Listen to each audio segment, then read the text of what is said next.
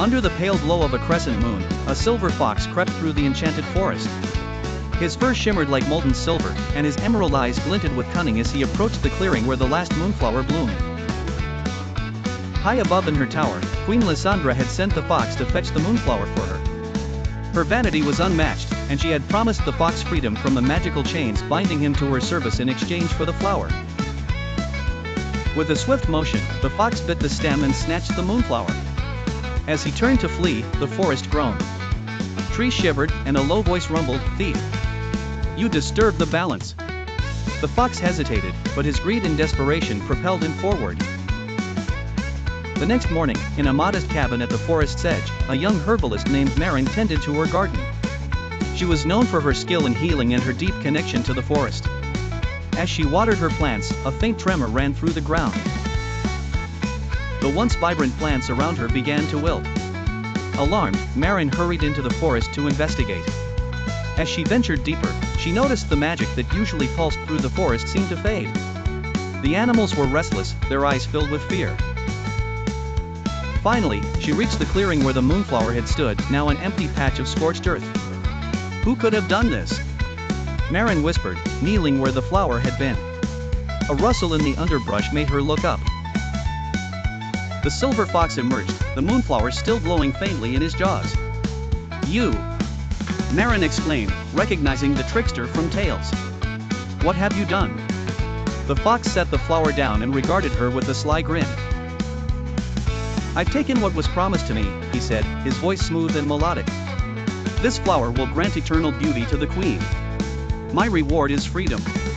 Marin's eyes narrowed. The moonflower isn't just about beauty. Its magic sustains the forest. If it's removed, everything here will wither and die. The fox flicked his tail dismissively. "Not my concern." But Marin was undeterred.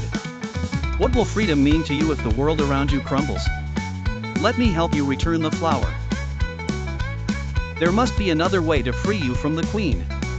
The fox hesitated. For all his cunning, he could see the truth in Marin's words. "If you can prove to me that this flower's power is greater than what the queen desires, I'll help you." Together, they traveled through the fading forest. Marin shared stories of the moonflower's role, how its light nourished the forest and how its magic healed the land. As they walked, the fox began to notice the changes. Streams once crystal clear now ran dry, and the air grew heavy with decay. At last, they reached an ancient grove, where a pool of moonlight shimmered. Marin placed the moonflower in the center, its glow reflecting in the water. She murmured a spell, and the flower's light expanded, illuminating visions of the forest as it once was lush, vibrant, and alive. The fox watched, entranced. He saw the animals thriving, the trees towering, and the delicate balance of life sustained. He realized then that the queen's desire for beauty was nothing compared to the magic he now witnessed. "I see it now," the fox said, his voice heavy with regret. "But the queen will never release me if I fail her." Marin stepped closer, her gaze steady.